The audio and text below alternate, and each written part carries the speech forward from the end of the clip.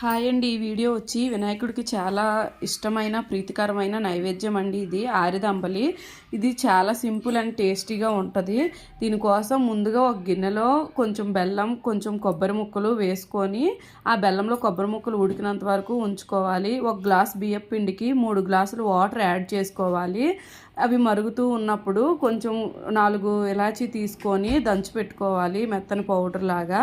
తర్వాత మనం తీసుకున్న బియ్యం పిండికి కొంచెం కొంచెం వాటర్ యాడ్ చేసుకుంటూ నేను వీడియోలో చూపిస్తున్నట్టు కలుపుకోవాలి.